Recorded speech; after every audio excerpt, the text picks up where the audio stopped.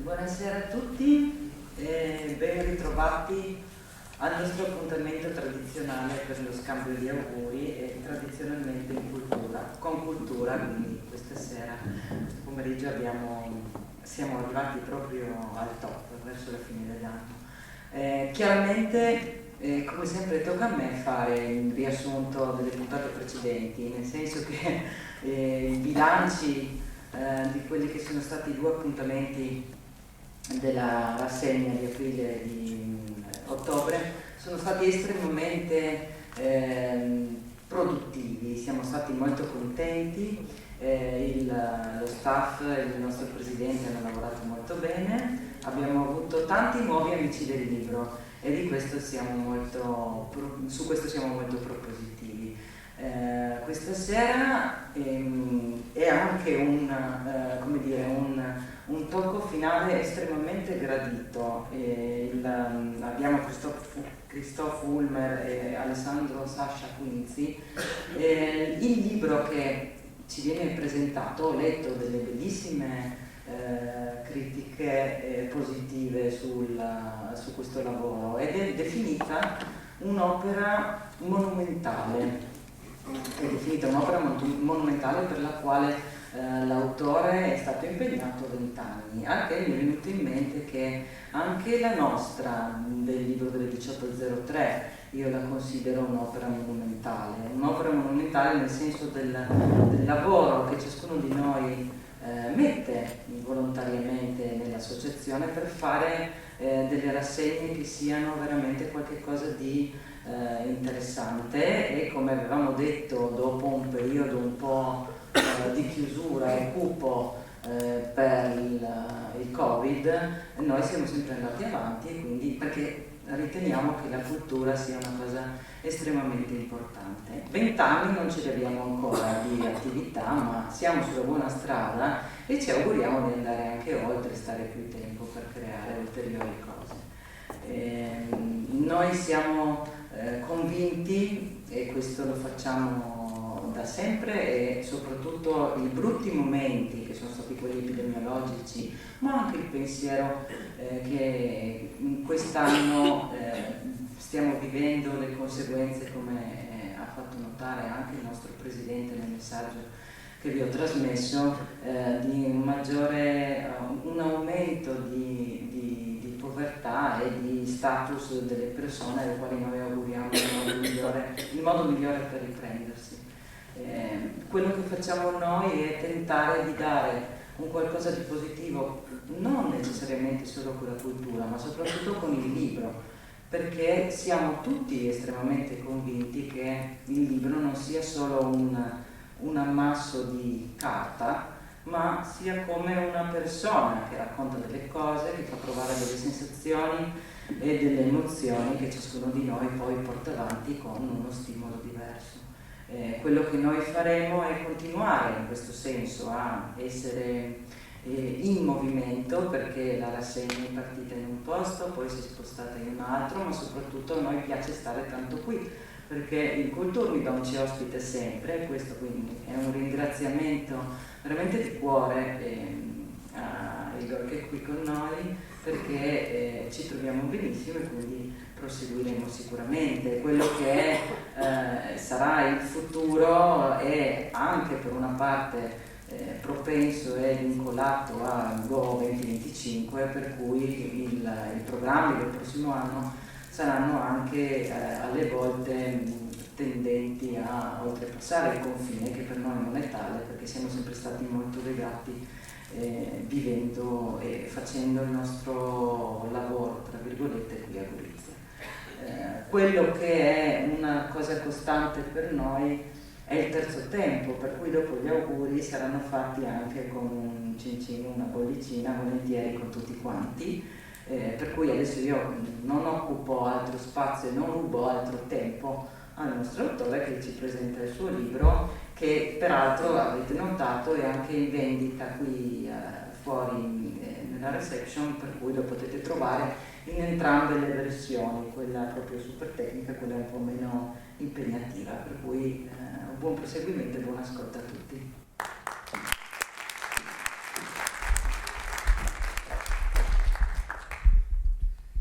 buonasera anche da parte mia.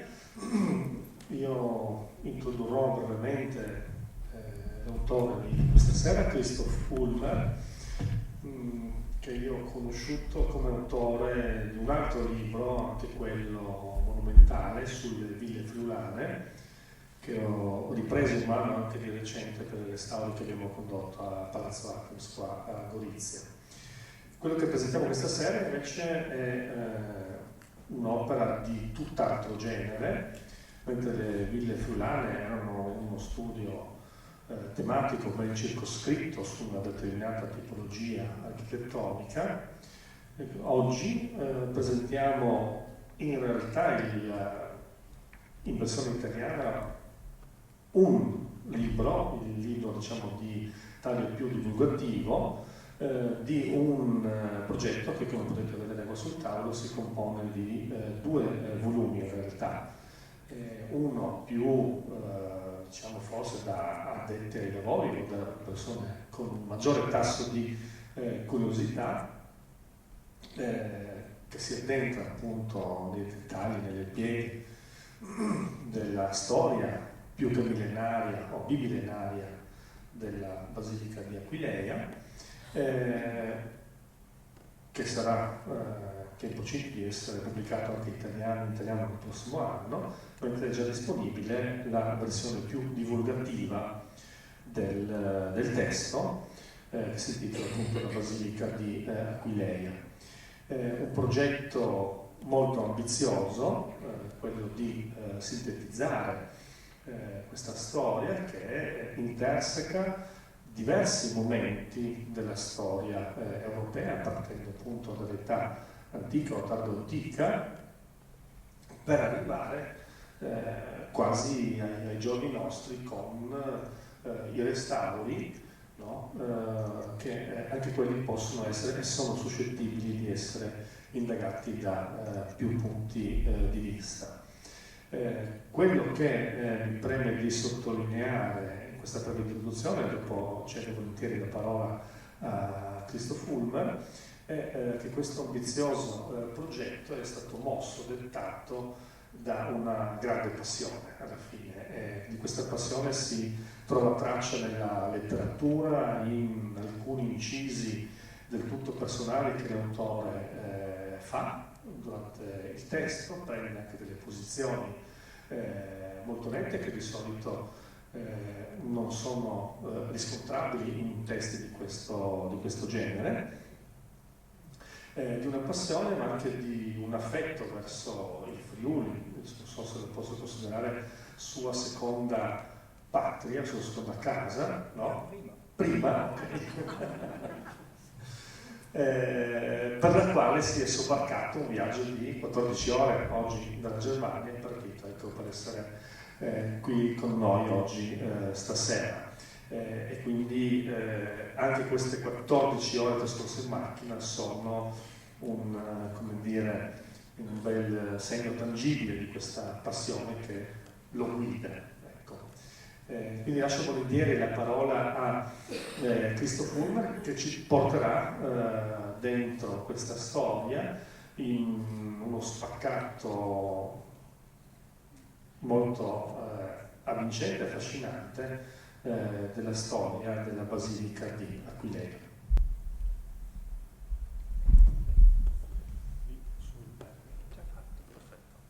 Ja, ich danke für die freundliche Einladung und freue mich auf den gemeinsamen Abend und werde Ihnen also jetzt einiges über den Dom von Aquileia erzählen.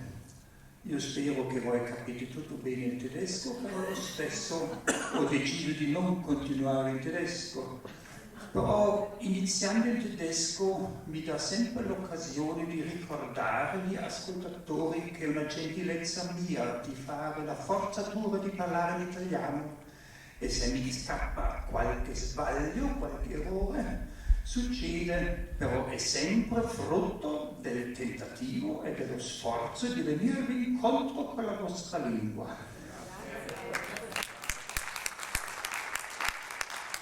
E si potrebbe forse spegnere questi fari perché ho l'intenzione di brillare da solo. Disturbo questo. Grazie.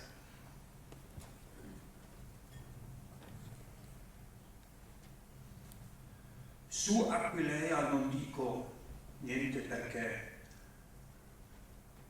vivo con l'illusione di avere un pubblico colto e che sapete cosa è Aquileia. Una posizione al nord dell'Adriatico, al confine delle culture europee,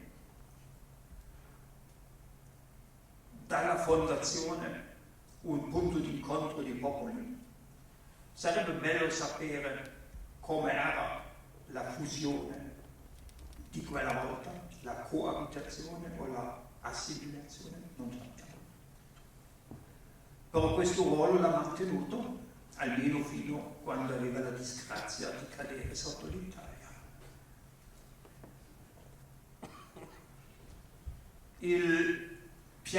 La pianta dell'Aquileia antica conosciamo bene, sappiamo la dimensione, conosciamo i monumenti più importanti, ci manca la conoscenza del Palazzo Imperiale.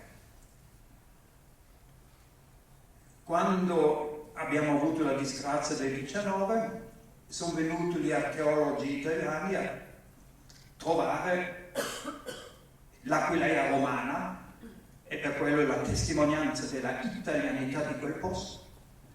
Hanno tolto tutti gli strati sopra il romano e per quello hanno cancellato i fonti storici dell'epoca dopo romana. Per noi oggi è un grave problema, perché in realtà la storiografia oggi si scrive con l'aiuto degli archeologi, e sapere se Attila ha bruciato Aquileia, che non si sa. Sapere cosa è successo dopo nei secoli, dove non abbiamo testimonianze scritte, è impossibile a causa di questa devastazione archeologica completamente inopportuno e quella volta già superato. Era la tecnica di Schliemann, ma 100 anni dopo. Sono rimasti pochi monumenti antichi in piedi perché Aquileia era la cava di pietra per tutto il Friuli, per quello è sparito quasi tutto. E ci sono rimasti solo testimonianze sottosuolo, come il complesso basilicale, nell'angolo sud-est della vecchia città, una volta circondato dal fiume, quella volta navigabile, quel territorio dove ancora oggi si alza questa enorme basilica, dove ognuno capisce che non ha nulla a che fare col paese di oggi. Testimonianza della arcidiocesi più grande d'Europa, dell'arcivescovo più potente dell'Europa, della seconda carica fra i prelati d'Italia dopo il Papa, tutte cariche che oggi sono quasi dimenticate. Anche questo ha ragioni storici, perché qualcuno ha voluto farli dimenticare.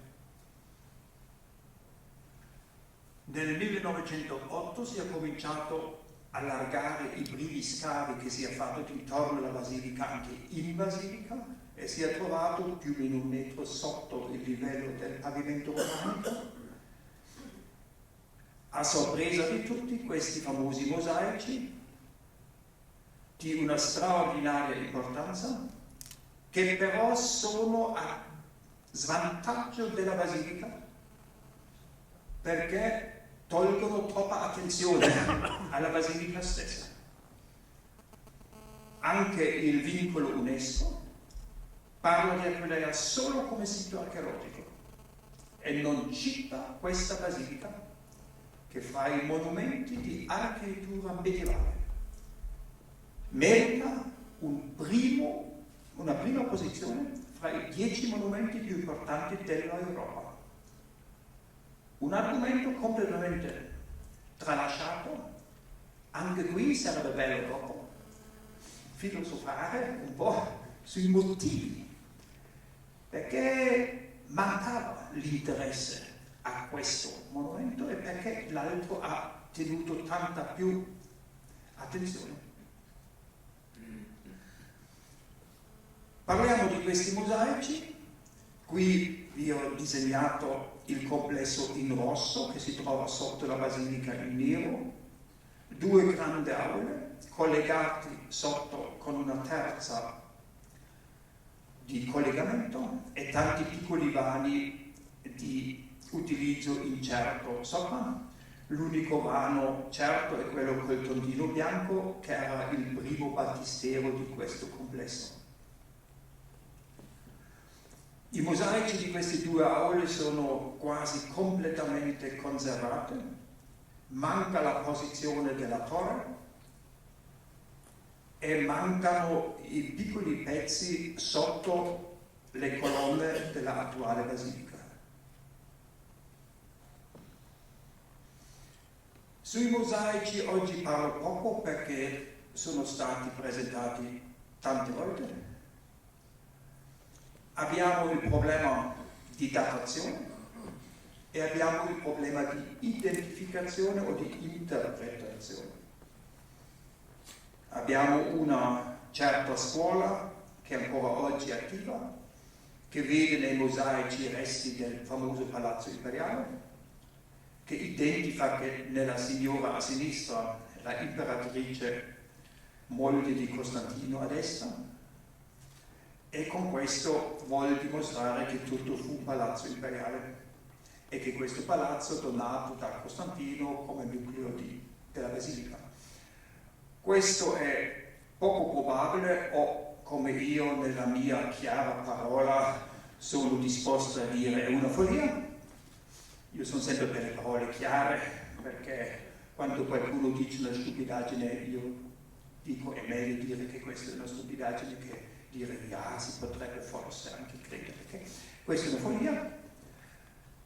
Già il Menis, che è una persona bravissima, è un studioso veramente competente, ha detto ma guardate questa donna, è una semplice madrona del paese e non può essere un'imperatrice. E lo stesso vale anche per i vestiti del finto Costantino. Imperatori non vengono ritrattati così. Però è sempre più facile dire cosa sicuramente è sbagliato che dire cosa deve essere giusto, perché non sappiamo cos'è. Qualcuno dice primi martiri, che da escludere perché i martiri non si mettono in pavimento.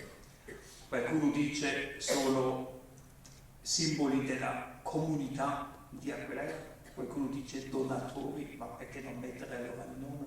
Non sappiamo. Io faccio da 30 anni anche la guida turistica e con passione anche l'insegnatore e ho visto che 1000 volte è meglio dire che non si sa che far finta di sapere una cosa, perché accende la curiosità.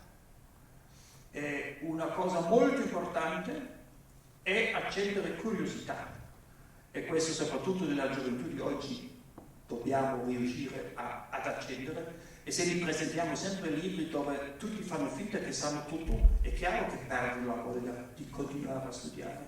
No, pubblichiamo libri, scriviamo, non si sa, non si sa, non si sa. Sarebbe bene saperlo, fa curiosità e gli dà coraggio di continuare a lavorare. E io vi dico sempre quando non si sa, allora qui nessun idea.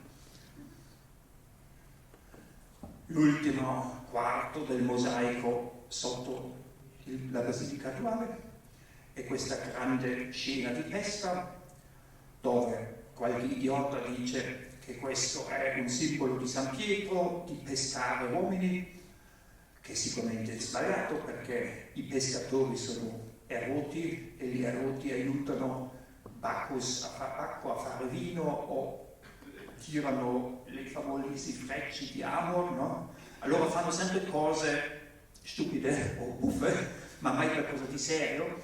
Allora se qualcuno vuole fare un simbolo per la caccia di anima non prenderebbe eroti, è il personale sbagliato. Per quello anche il punto che è il figlio dell'Erote, è una cosa completamente diversa dell'angelo, che è la figlia del genio. E per quello mai un punto nella storia dell'arte europea ha potuto diventare l'angelo dell'annunciazione. Il massimo che un punto può fare è cantare Alleluia e c'è tutto, no? Perché è una categoria diversa. Oggi nel socialismo continuo di questi giorni tutti sono uguali, per quello si è dimenticato anche che nella gerarchia dei angeli c'erano grosse differenze e i eroti e i punti sono molto bassi. Allora qui un senso cristiano non c'è. Abbiamo fra Nord Africa, Spagna, Italia, Sicilia, ma fino alla Mosella, tanti esempi di queste cacce, di queste pescate in case private, Piazza Armerina 3, e non hanno mai un senso cristiano. In questo mosaico fu messa dentro sicuramente dopo il Giona. Come si vede qua, il mosaico è abbastanza ben fatto, l'unica cosa che disturba è quel corpo di Giona che è troppo grosso per il piccolo becco di questo povero animale, che è tutt'altro che un mostro di mare, un mostro marino, è una bestia molto pacifica. Quella c'era già, l'hanno sfruttata e adottato con poco cambio, e per quello non dà molto senso. Allora non si sa. Peggio ancora, l'altra aula nord, quella sotto la torre, dove abbiamo i mosaici migliori di qualità artistica molto alta, però di un contenuto completamente decifrabile, giusto per il fatto che sono unici. La pescata abbiamo, come detto, in tutto il bacino mediterraneo, ma una roba del genere non ha confronti.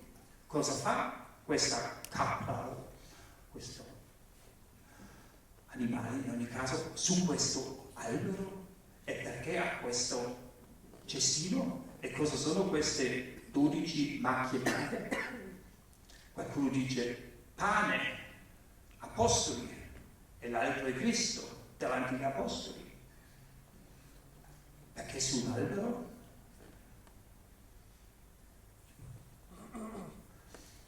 Abbiamo queste 3 aule che sono nate sopra case private, hanno riutilizzato più muri possibili, che si vedono bene in questo confronto, sotto le case romane, sopra le aule. La Bertacchi, che non era sempre brillante, ha detto che questi erano magazzini per tutti questi muri dritti, ma se si mettono le case private sotto sparisce l'idea di magazzino e non ha senso. Abbiamo anche un altro problema, che è il nostro più grande vantaggio sui mosaici di Aquileia, che sono le iscrizioni. In realtà voi potete trovare nella letteratura tanti superlativi su Aquileia, mosaici più grandi che assurdo. Il mosaico della Basilica non è neanche il più grande mosaico di Aquileia, per non parlare dell'Italia o dell'Europa, perché già il mosaico di Monastero è più grande di quello nella Basilica.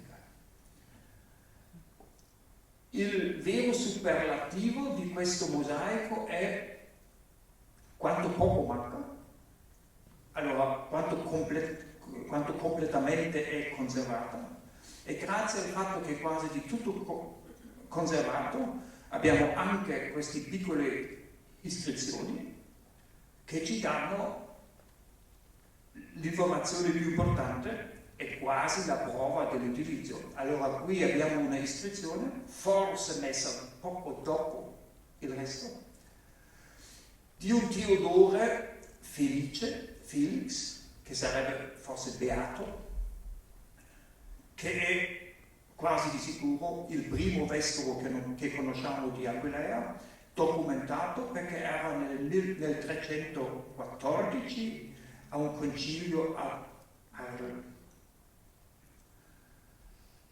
E questo Teodore, sotto leggiamo, fecisti, omnia fecisti, alles, tutto hai fatto. Però non sappiamo cosa è Omnia. Tutto il mosaico o tutta la costruzione? Ma almeno lui ha fatto qualcosa e viene ricordato qui. E come Zettler, il più grande conoscitore di queste iscrizioni di quell'epoca, dice del tono della iscrizione era appena morto. Questa è una iscrizione dedicatoria per una persona appena morta.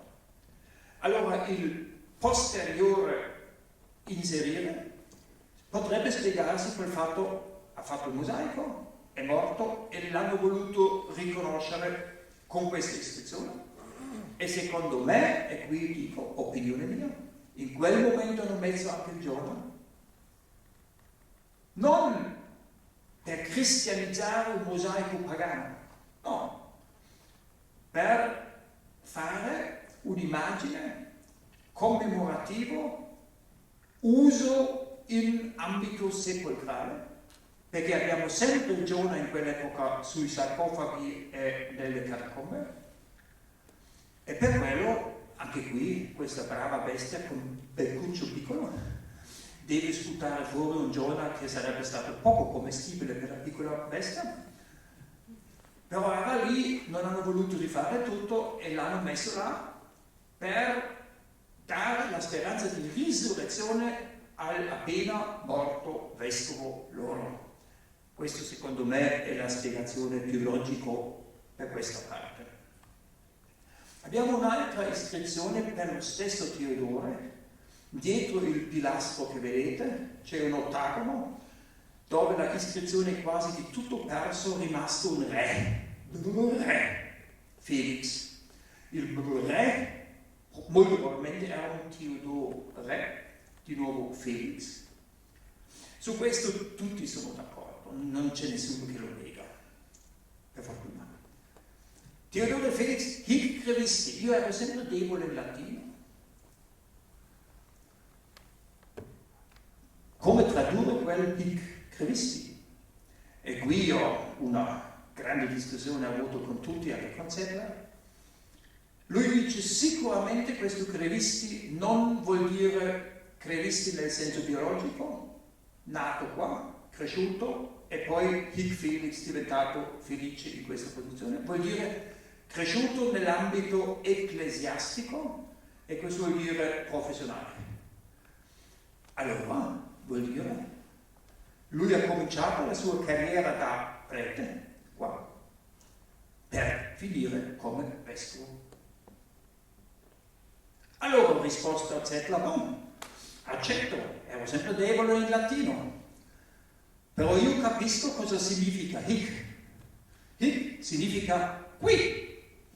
Allora se lui scrive hic Christi, vuol dire che lui è cresciuto qui in ambito ecclesiastico.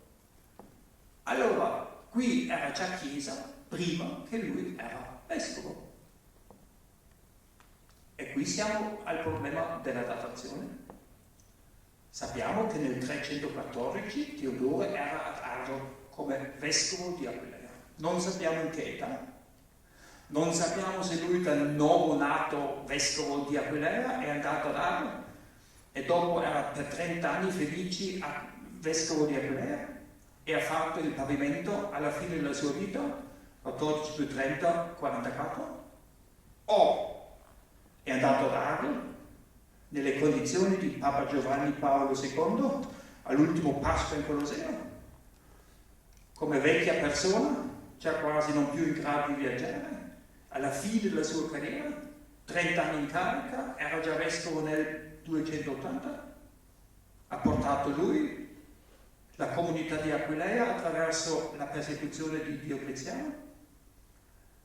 Allora abbiamo un certo margine di datazione intorno a quel 314 e quell'hic può dare la possibilità di dire già prima qui era un centro cristiano.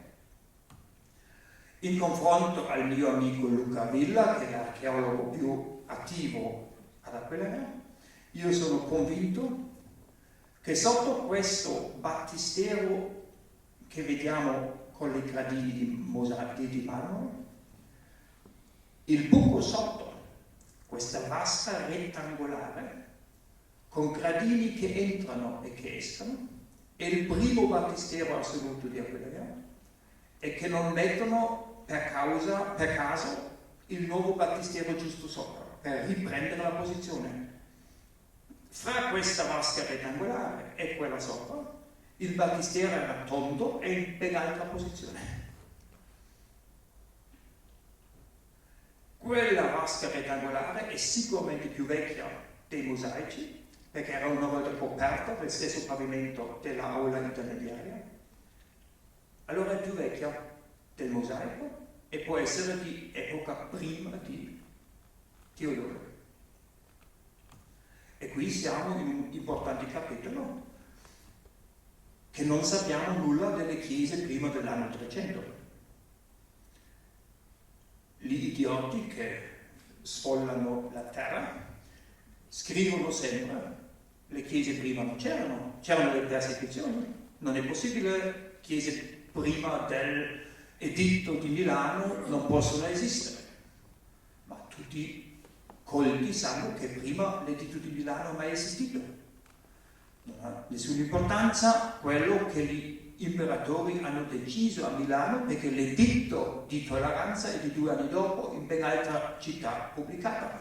Però non è neanche il primo editto di tolleranza. In Aquileia c'era uno già 5 anni prima, di un altro con-imperatore. Però il editto di tolleranza più importante è del 250, dopo la persecuzione di Dezio. E dopo il 250 la comunità cristiana diventa religione legittima, ufficializzata, e l'imperatore gli chiede di pregare il futuro per il bene dell'imperatore e dell'impero. In quel momento cominciano a costruirsi grandi chiese. Di queste grandi chiese abbiamo tante testimonianze, abbiamo descrizioni perfino. Sappiamo che Diocleziano e il suo con-imperatore erano sul palazzo di Nicomedia, sulla terrazza, guardano sopra la città e vedono che la chiesa cristiana è il monumento più alto della città. E questo gli ha fatto una tale rabbia che li hanno fatto distruggere, e con questo cominciava a sorpresa di tutti l'ultima breve persecuzione. Dopo nei editti di Costantino abbiamo tanti editti che dicono chiaramente come risarcire le comunità per le chiese distrutte. Allora, senza dubbio, queste chiese hanno esistito. E gli editti di Costantino dicono chiaramente che la minima parte fu distrutta, erano solo chiusi. Ma dove sono? Il problema della storia dell'arte e anche della storia della Chiesa è che queste prime chiese non conosciamo. Conosciamo un unico esempio sicuro, che è la famosa chiesa qui di Duro Europos, dove nell'anno 300 giusto hanno costruito un muro di città nuovo e hanno chiuso tutto sottoterra e messo sopra il muro. Per quello qui sappiamo di sicuro, quello sotto il muro che abbiamo trovato e che era sicuramente una domus ecclesia, perché ci sono parti che lo provano, come il battistero, deve essere prima del 300, non sappiamo di che anno prima, ma sicuramente prima del 300. Ed è l'unico esempio. Noi conosciamo basiliche, con mosaici, con altare, che sono sicuramente delle prime chiese cristiane, ma non sappiamo se sono prima del 310 o dopo. E conosciamo delle chiese, degli edifici datati, aule, basiliche, dove con monete o altre iscrizioni abbiamo la data, ma non abbiamo la prova dell'utilizzo del marmo. Non sappiamo se era una cosa profana o pagana o cristiana. Allora il caso dove possiamo sia approvare la data che la funzione ci manca. Poi vengono le basiliche di Costantino. Su quelli siamo abbastanza informati. Ma da dove ha preso il modello? L'ha inventato lui? L'ha inventato la sua cerca? O era già prima un modello in uso? La famosa prima chiesa cristiana di Nicomede era così, non sappiamo. Che la Fondazione Aquileia abbia il coraggio di mettere in pubblico davanti alla Chiesa questa datazione sul complesso cosiddetto teodoriano, che fu costruito dal 313 al 320, è una cosa azzardata senza senso. Non si può mantenere. Non sappiamo la data. Però ci sono indici, come per esempio la Vasca, che qui prima del 300 c'era già una chiesa, e ci sono anche altri motivi come lo stile dei mosaici dell'Aula Nord che vi spingono a dire siamo prima del 300 e per questo si potrebbe dire forse è la chiesa più vecchia del mondo. Questo complesso era molto semplice, poco rappresentativo e costruito con mezzi di risparmio.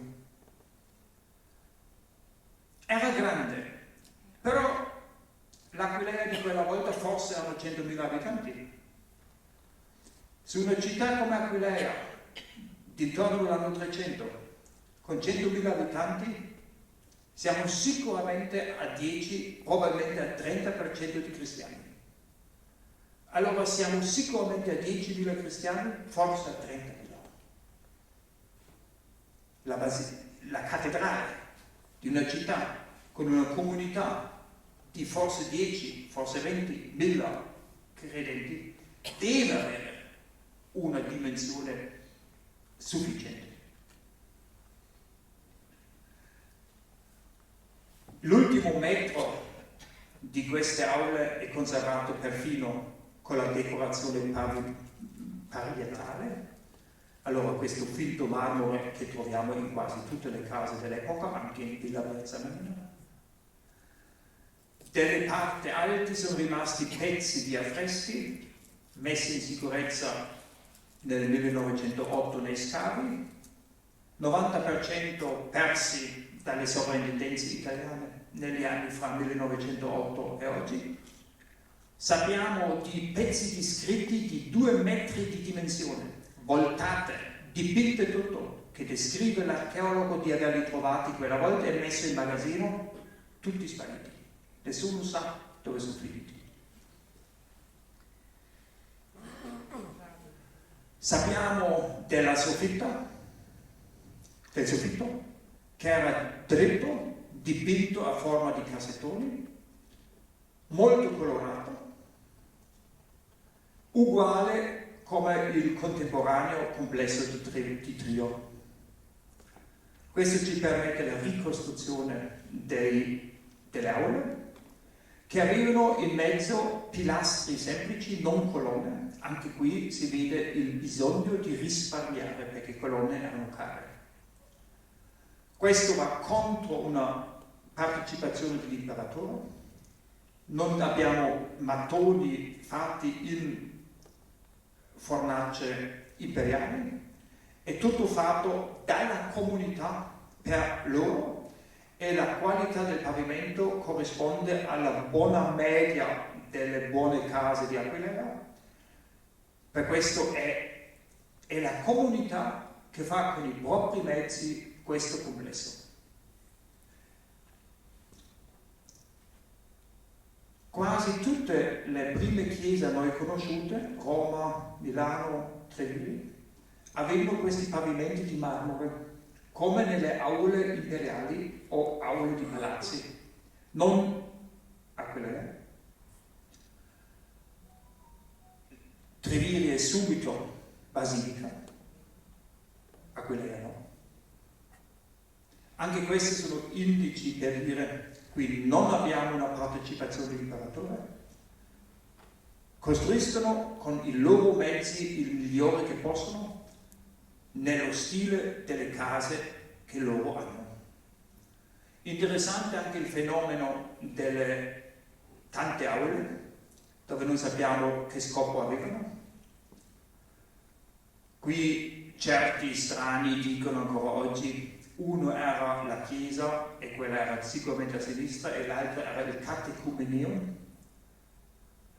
Brandenburg ha detto chiaro che lui che conosce tutti gli scritti dell'epoca, la funzione di un vano come catecumeneo non esiste, non è mai documentato, per quello assurdo dire deve essere stato quello.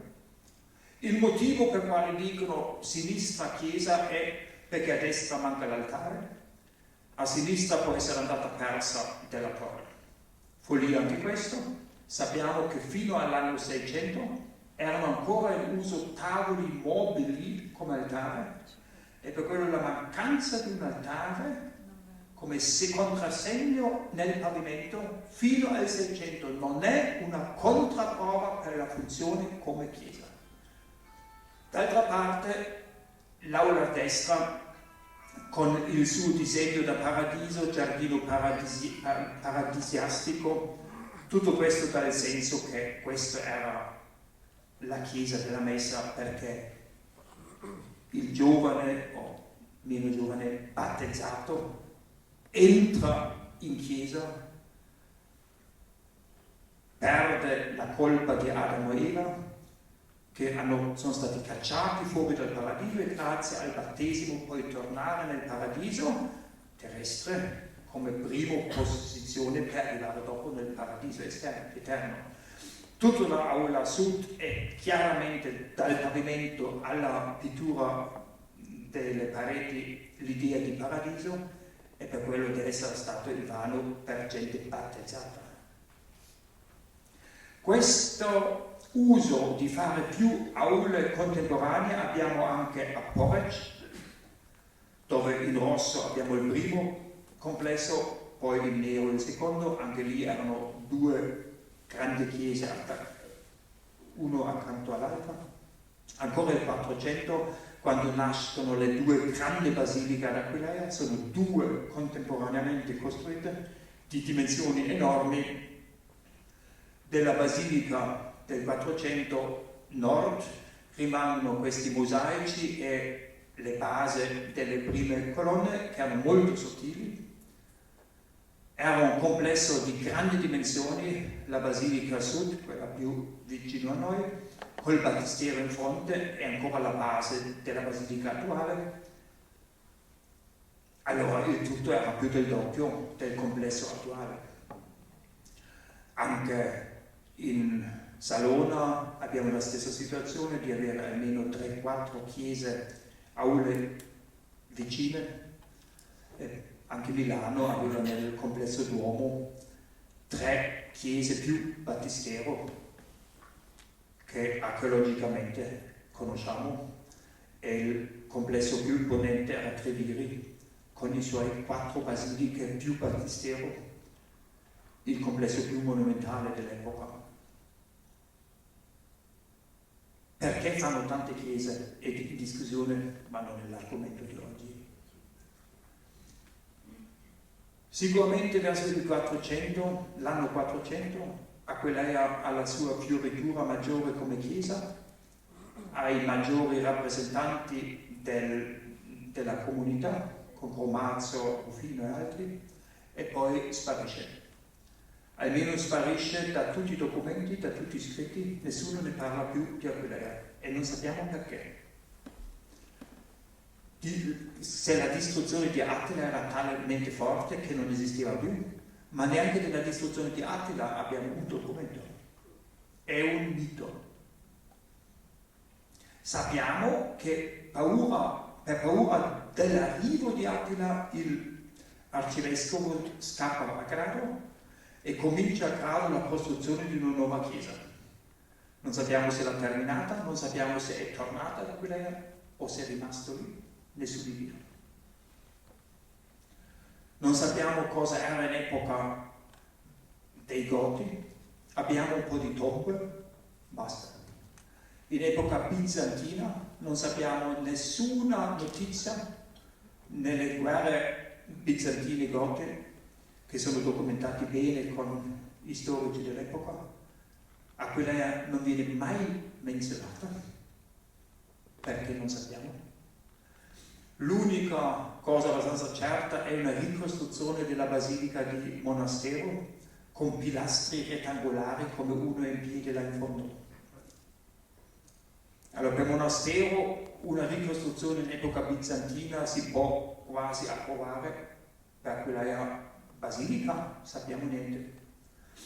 Io ritengo possibile che il battistero, una volta quadrata, diventa in epoca bizantina questa forma ottagonale con le absidi. Qui ci sono certi motivi che mi spingono a dire qui, dopo una grave distruzione, hanno fatto qualcosa. Per quello forse il battistero ottagonale è di una ricostruzione bizantina, però non forse. In questa epoca Bisanzio stimola molto Ravenna, fa nascere a Ravenna un nuovo arcivescovo che diventa per loro il primario d'Italia, col grande orgoglio di Massimiano, a quale l'imperatore donava questa bella cattedra e che si fa illustrare in posizioni così prominente in San Vitale. Con queste circostanze Aquileia diventa secondaria e comincia a difendersi. E in questo momento nasce la leggenda marciana di una storia apostolica della Basilica. L'arcivescovo si prende il titolo di patriarca come vescovo apostolico, nel stesso momento in quale Ravenna inventa il suo Apollinaris e il suo San Vitale, e a San Vitale addirittura vanno fino al punto di dire San Vitale, che prima nessuno conosceva, ma forse era milanese. Lui era il padre dei santi patroni di Milano, Protasio e Gervasio, e così la chiesa di Milano diventava figlia di Ravenna, e così anche il vescovo di Milano era sottomessa. È un momento in cui in tutta l'Europa si inventano delle storie su delle fonti orali che non sappiamo da dove venivano e che oggi non sappiamo giudicare in quanto siano veri o no. In quel momento il patriarca di Aquileia sta a Grado, ed è il patriarca Elia che dopo l'arrivo dei Longobardi per sicurezza decide di rimanere per sempre a Grado e costruisce la basilica di Grado attuale con le sue colonne.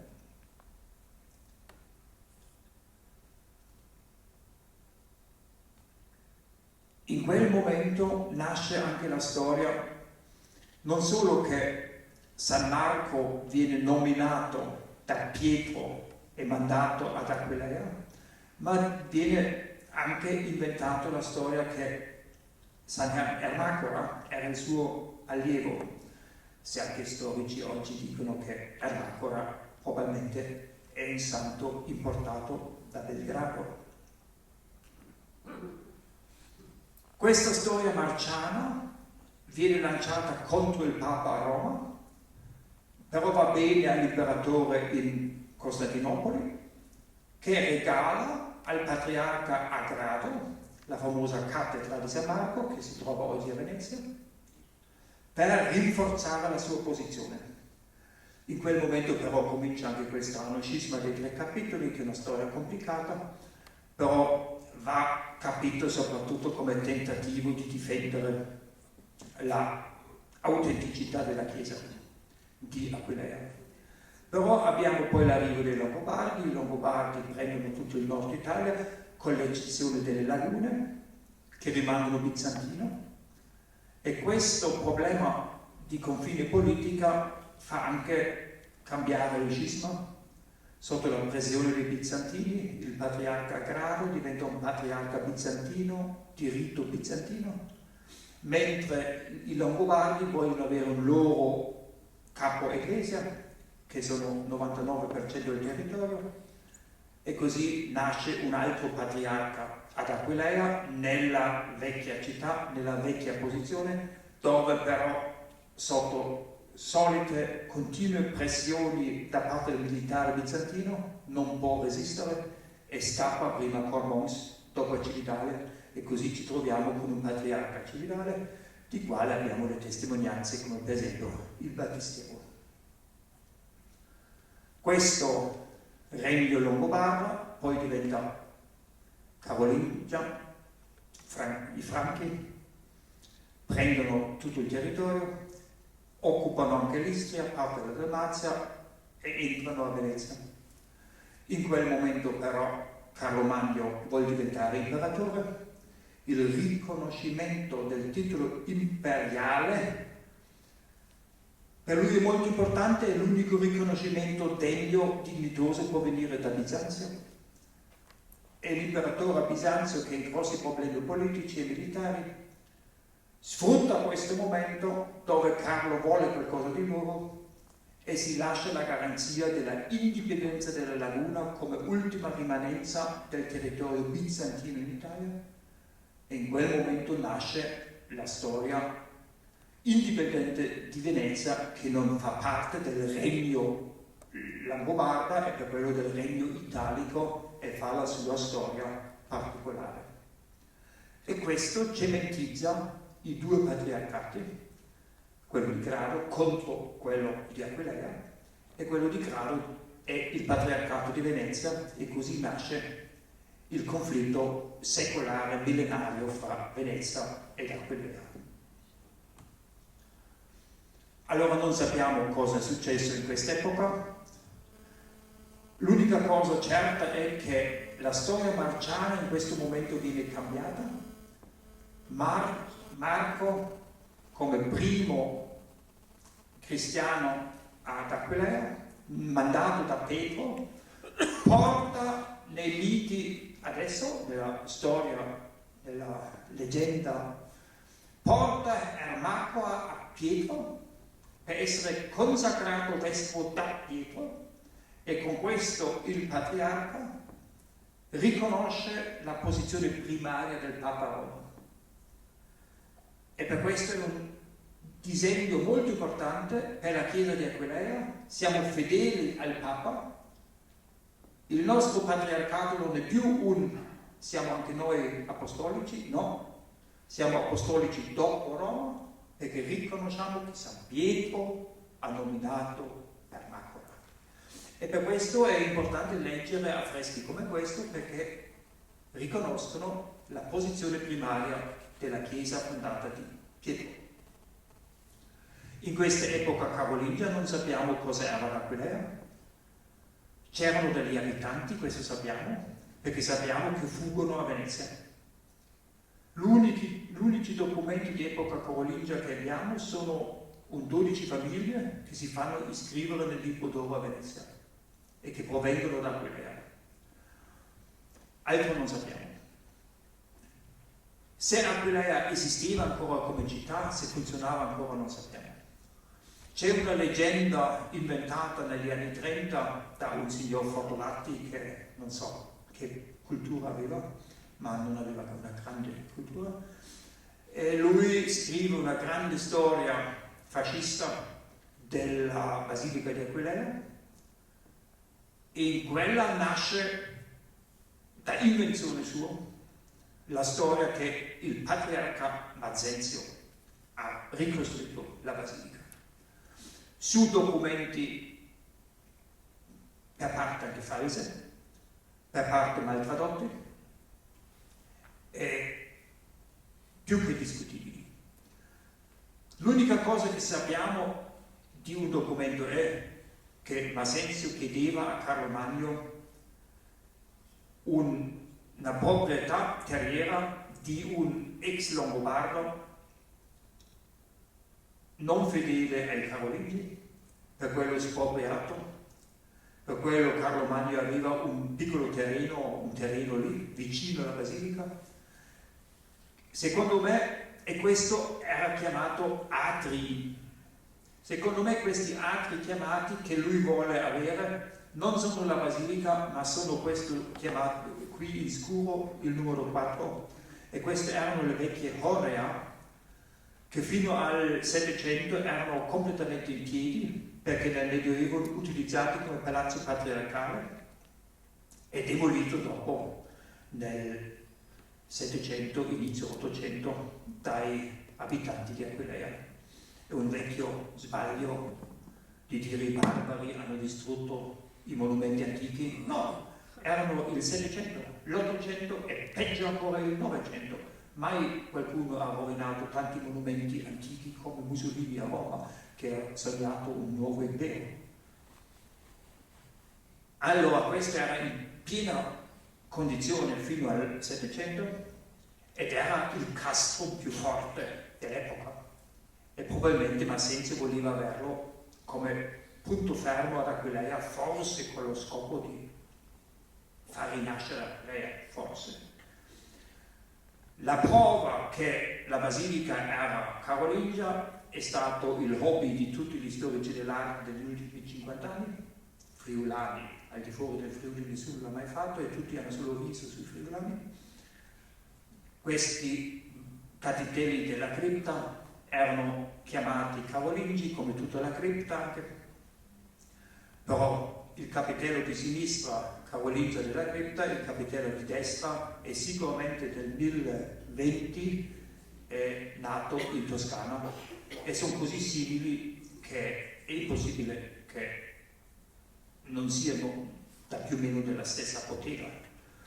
Altro esempio, i famosi glutei, che erano chiaramente alto medievali carolingi, dove tutti gli storici dell'arte fuori del Friuli dicono 1020-1030, carolingi da escludere. Tutta la cripta, che secondo qualcuno il peggio di tutto è il Tavano qui di Gorizia, dicono nato secondo il modello di Santa Maria in Cosmedi di Roma, una follia perché un vano così grande, così luminoso, guardate il sistema voltato, stesso come qua a Paderborn, 1020. La basilica ha una cripta tipicamente di primo romanico che secondo completa unanimità di tutti gli esperti è un classico esempio di primo romanico, sicuramente non carolingia. La basilica carolingia è un mito. Fra i miti c'era anche detto poi che questa basilica carolingia fu distrutta da un terremoto del 998. Il terremoto è stato inventato, questo ho potuto approvare, io ho chiesto qui la massima esperta di terremoti, della storia dei terremoti in Italia, un parere suo sui danni soprattutto per il terremoto 1117, ma lei mi ha scritto tutti i terremoti di Aquileia e lei mi ha scritto guarda quel 998, è una invenzione nata per certi motivi. Allora quello possiamo dimenticare. Allora il Duomo di Massenzio Carolingia, che non è stato distrutto nel 998 e poi ha dovuto ricostruire, non ha mai esistito. Questo è quasi certo. Allora la Basilica di oggi è una rinascita più o meno del 1000, quando in tutta l'Europa rinascono le chiese e quando abbiamo il famoso momento dove si alza la cultura europea. E non è un caso che solo col romanico abbiamo la prima volta un nome di un stile, perché prima non esisteva uno stile. Si viveva in una tradizione tanto antica. Il romanico da un momento all'altro fa saltare le basiliche da Pisa a Firenze, da Bari fino alle grandi cattedrali della Germania. Qui siamo in ambito quasi sloveno. Vi dico una cosa che non ho inventato io, che oggi è anche unanimità riconosciuta in Europa.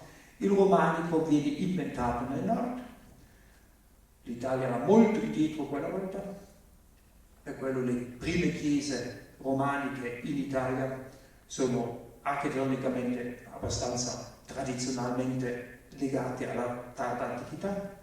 Il romanico viene inventato in Normandia, in Bologna e nel Renano.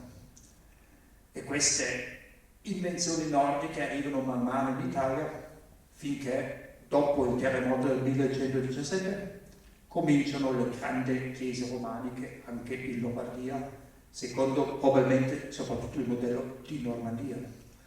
Una volta si diceva sempre viceversa, nato in Lombardia e poi portato in, oggi tutti sono concordi viceversa. In questo grande momento della nascita del romanico in Italia, la Basilica di Aquileia ha una primissima posizione. In rosso la vecchia basilica, in nero la nuova. Si fonde completamente sulle fondazioni della prima basilica tarda antica, rimessa a posto in epoca bizantina, chissà, rimessa a posto in epoca carolingia, chissà. Adesso viene una grande ricostruzione. Qualcuno dice, si vede da fuori chiaramente, sotto questi pilastri di 2 metri, 3 metri, e poi una zona diversa sopra, e dicono bon, chiaramente quello sotto è la Basilica tarda antica e quello sopra è dopo. Però noi abbiamo sempre situazioni, come per esempio qui a Spira, dove voi vedete una prima parte sotto in una muratura, poi più o meno in centro delle finestre cambiano l'idea e mettono queste lesene e gli archetti. Poi cambiano di nuovo e mettono blocchi quadrati perfettamente in alto. Tutto questo nell'ambito di una unica fase costruttiva di 20 anni. Se il Duomo di Spira sarebbe Aquileia, tutti gli aquileiesi direbbero bon, la parte sotto è tardo antico, la seconda fase è carolingia e quello sopra è popone. Così datano la Basilica di Aquileia. La Basilica di Aquileia è pieno di fughe dove si vedono cambiamenti di progetto, ma non sappiamo se questo cambiamento fu in corso d'opera o dopo aver finito uno è subito cambiato in un altro. Per esempio qua abbiamo il stesso segno a destra e a sinistra, per quello è un chiaro cambio di progetto. Questo cambio di progetto comportava il fatto che nasce il transetto continuo alto di oggi. Questo è il primo grande transetto continuo in Italia. Su questo non c'è dubbio. Questo transetto che viene creato con 2 cappelle, una sotto e una sopra, che forse erano prima pensate come piccole cappelle attaccate, che poi però vengono sviluppati in un grande transetto a piena altezza, però diviso con questi archi che venivano messi dopo dentro per staccarli. Sia queste arcate soprassegate come le 2 arcate a destra verso la navata laterale sono coppie di San Pietro a Roma, dove la vecchia basilica di Costantino aveva sia questa chiusura della navata laterale che anche queste colonne verso il transetto alungato. Questa è una citazione di San Pietro. Qui qualcuno vuole citare San Pietro per un motivo chiaro. E citazioni di questi 2 motivi abbiamo tante volte in Germania in quest'epoca. O è una referenza a Costantino, allora alla tradizione imperiale della Basilica, o è una referenza alla cosa apostolica, allora alla Basilica apostolica, o è una referenza a San Pietro e il Papa di essere vicino a loro. Tutte e 3 le cose possono essere giuste e tutte e 3 possono avere allo stesso momento. Abbiamo anche un forte cambiamento che nasce questo abside tondo che prima era pensata rettangolare, con questo enorme affresco, con quale possiamo datare tutto in epoca di Popone. Molto strano è che con questa basilica non nascono 2 torri a ovest, una facciata a 2 torri, come era moda questa volta già in Normandia, e neanche 2 torri a est, ma nasce questo campanile. un campanile staccato che non fa parte della moda del tempo. La basilica nata poco dopo a Como ha le classiche 2 torri tedeschi a est, perché erano prelati dell'imperatore e per quello ha questa impronta nordica. Probabilmente il campanile di Aquileia è anche copia di San Pietro, dove avevamo questo campanile staccato, però molto basso e non a funzione di campanile, ma di loggia. Ed è il più vecchio che abbiamo perché nessun altro campanile è databile prima del campanile di Pomposa, che è 1070. Quella figura di Pompone fa costruire qui una cosa anomala dell'epoca, sia di dimensione che di forma, almeno per l'Italia. E questa documentazione abbiamo anche negli affreschi, dove abbiamo lui come committente qui a sinistra in basso col rettangolare limbo.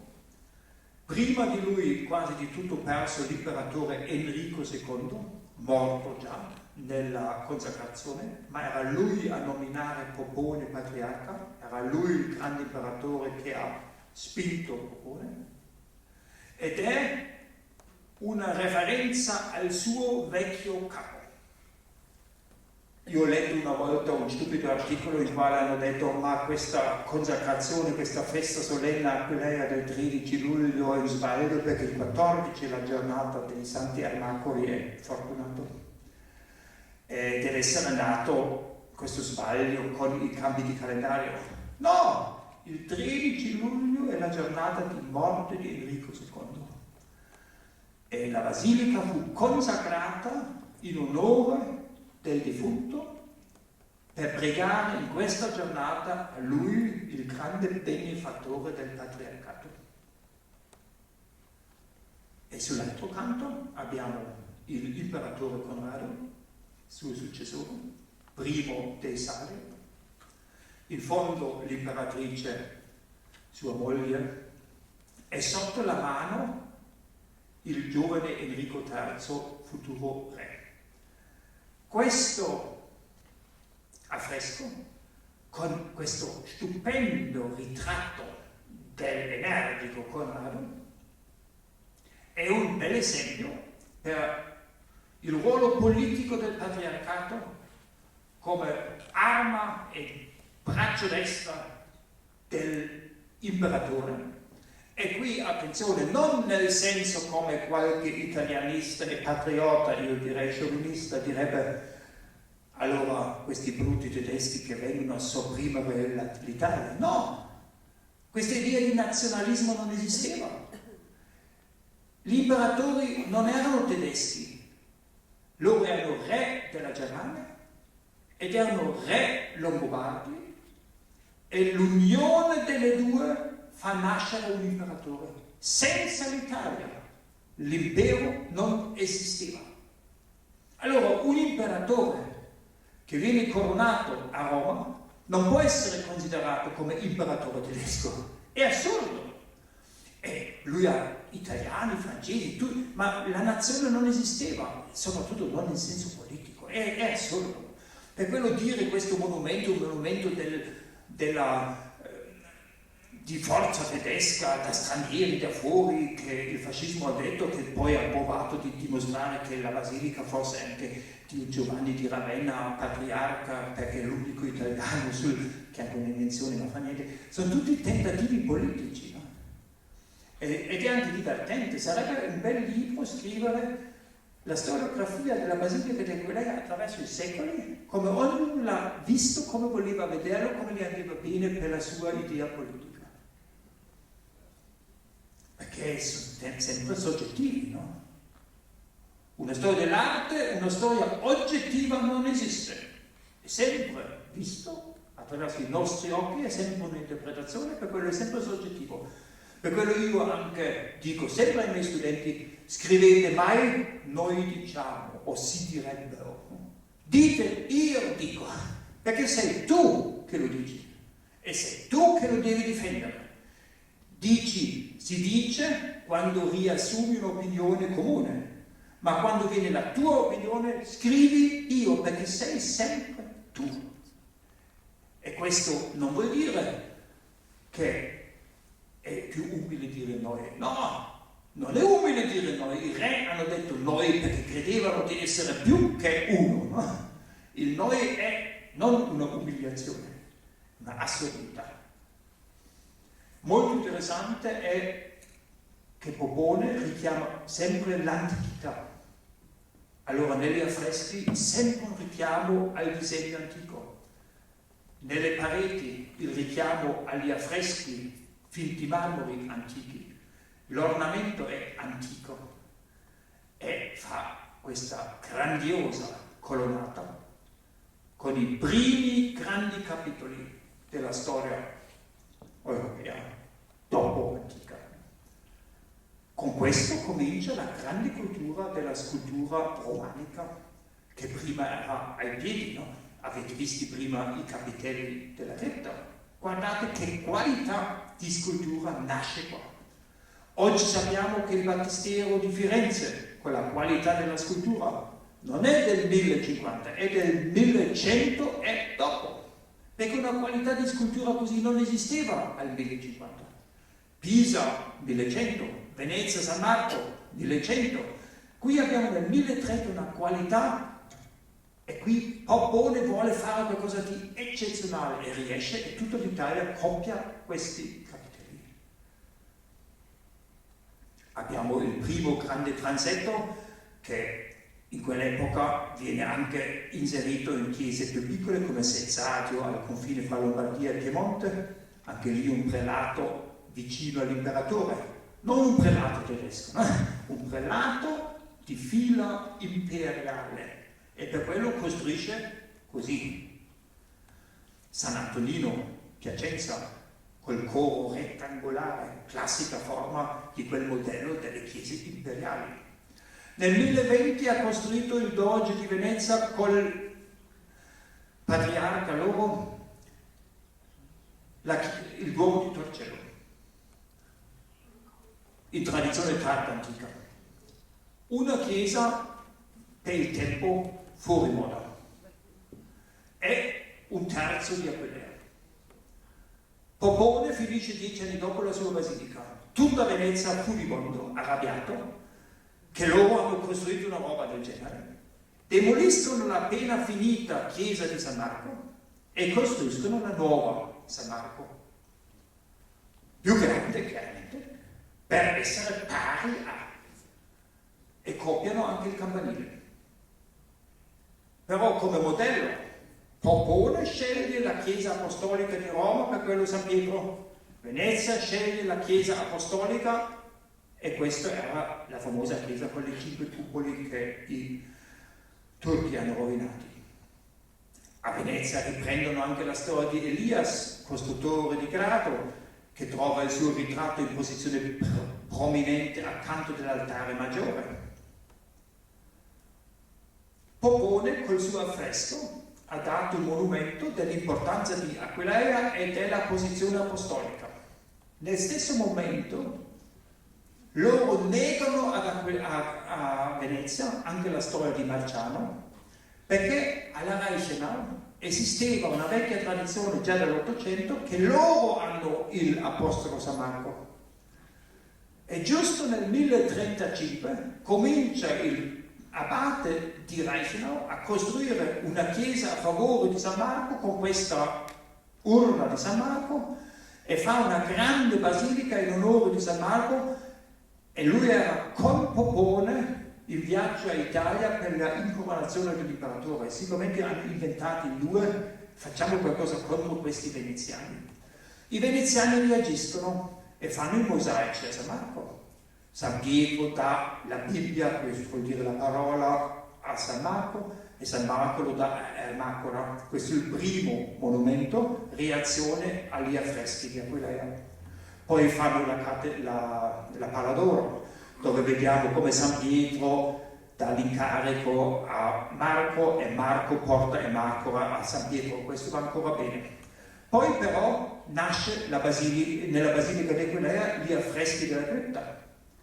E i veneziani sono arrabbiatissimi, come gli aquileiesi presentano di nuovo San Pietro che dà a San Marco, come San Marco chiede il popolo chi prendere come successore, presentano loro Ermacora, poi Ermacora viene portato da Pietro e lui lo nomina prima vescovo e loro reagiscono con i secondi mosaici di Aquileia, dove Pietro nomina come primo vescovo San Marco, che vedete qui in costume da vescovo con il bastone giusto, e poi lui nomina dopo Ermacora. Qui abbiamo un litigio politico che è molto divertente vederlo attraverso le immagini. Dopo, per vari motivi, va verso la fine. Il patriarcato, l'imperatore perde l'importanza in Italia, non ha più il potere a dare sostegno, Venezia è troppo potente. La frattura fra la Chiesa vediamo ad Aquileia con questo strano altare che fa onore a Tommaso Becket, allora un patriarca contro il suo re, e infatti il committente era il primo patriarca filopapale anti-imperiale.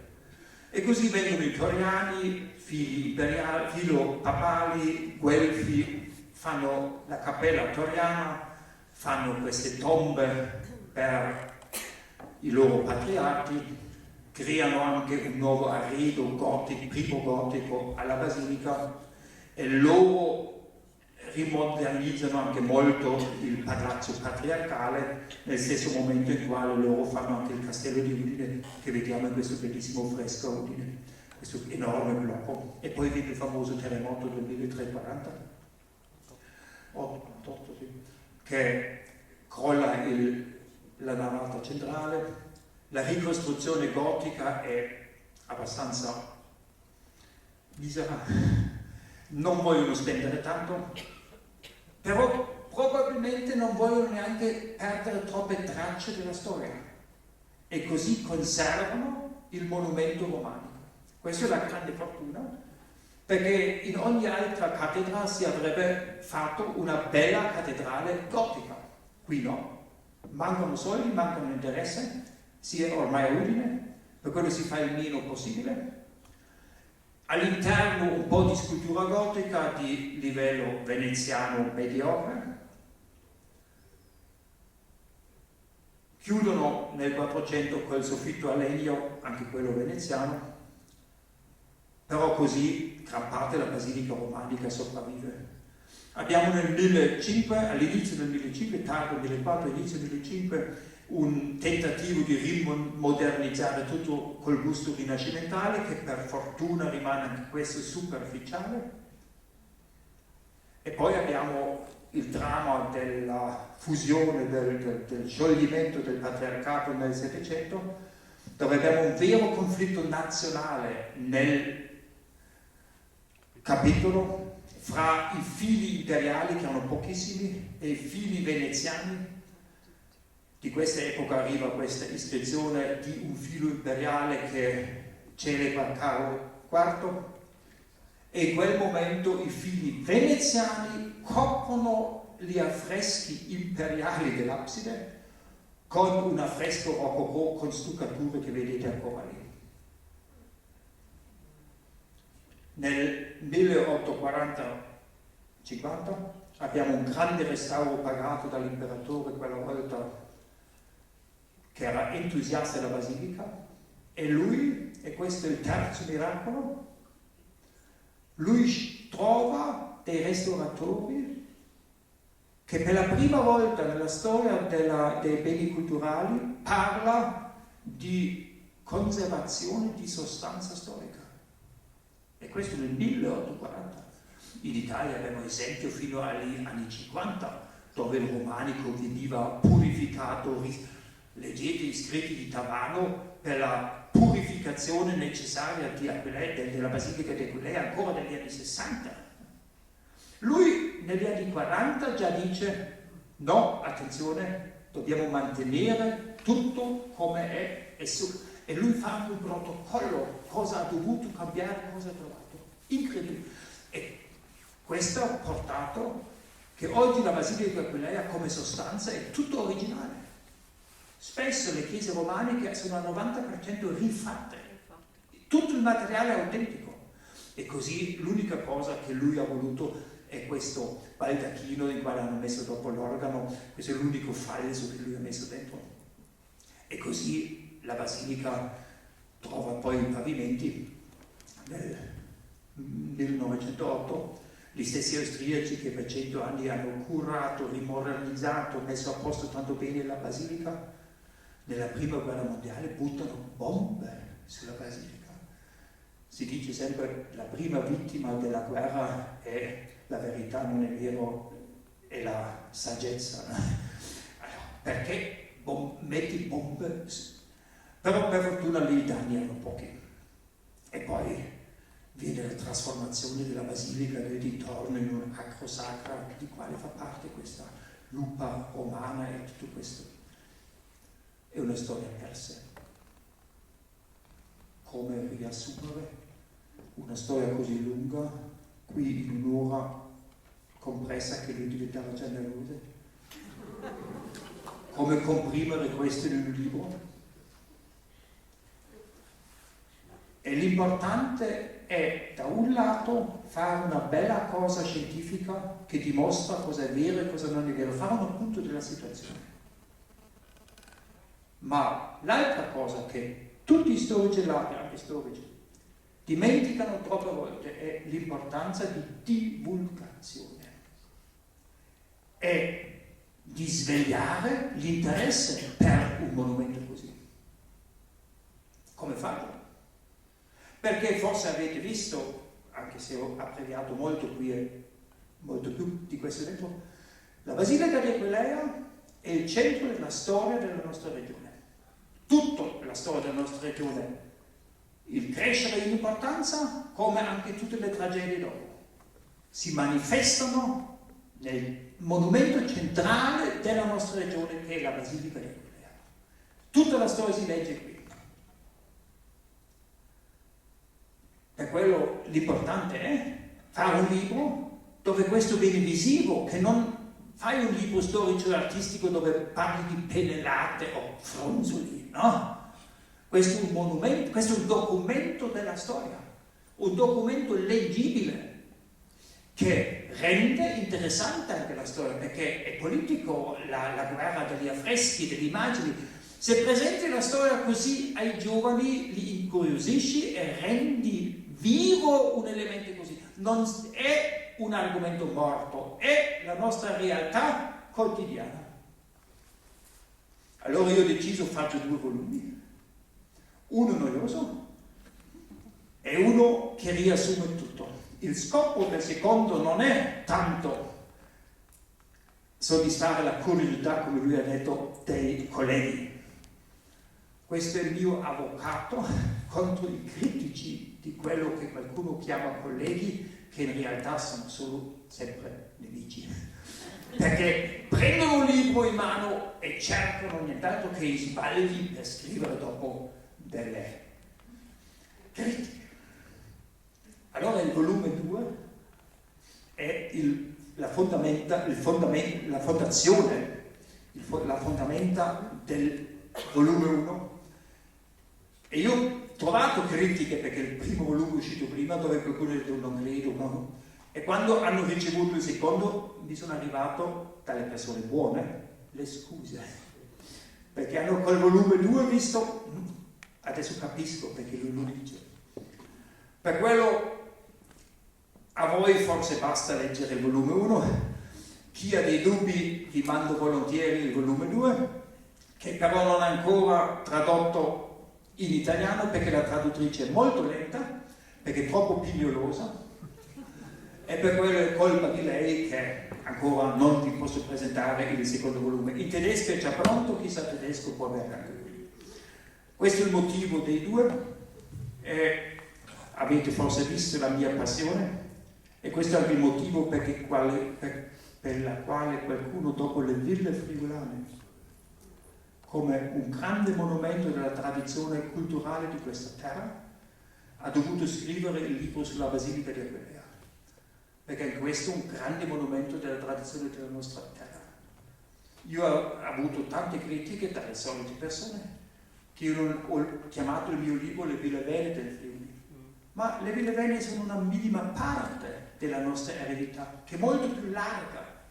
La Basilica di Aquileia è l'immagine della nostra regione, che è slovena, tedesca, friulana, italiana e ha tante realtà. E il bello della nostra regione è che abbiamo mai avuto nella nostra regione litige fra le nazioni. Era sempre un insieme pacifico, non a Trieste, ma a Trieste per fortuna non il Friuli, è un'altra realtà. E la Basilica di Aquileia è il monumento di questa unione dei popoli. E il patriarcato era sempre 5-6 nazioni comprendeva questo patriarcato. E per questo è un primario monumento europeo. Io sulle mie conferenze dico sempre che il centro d'Europa è il Friuli, perché qui abbiamo il triangolo di cultura slovena, germanica e italiana. E il monumento, la Basilica di Aquileia è il monumento di questo. E sono i veneziani stati prima e dopo gli italiani dopo a dire ai friulani: ma voi siete solo parte del Triveneto, una regione al margine della cultura veneziana e l'unica luce che voi avete è quella veneziana, come hanno detto i sloveni, quel tremendo Tomaseo, l'unica luce che avete è quella romana. No? E questo colonialismo sopravvive fino ad oggi. No, il Friuli è una realtà internazionale, europea, non solo italiana. I veneziani hanno fatto il bene e il male, come tutti, anche i tedeschi hanno fatto il loro bene e il male, ma per quello mi fa un enorme piacere poter presentare questo in questa cultura di Dom. E io sono un vero friulano, so anche friulano, so tante canzoni friulane, meglio di tanti altri. La mia prima casa è il Friuli, ma io sono scappato dall'Italia perché non ho più supportato l'Italia, mi manca tanto il Friuli. Ma questo Stato italiano che mi ha terrorizzato e derubato, non l'ho più supportato, per quello ho dovuto lasciare mia patria, ma vengo volentieri anche 1400 km per tornare qua, nel mio Friuli.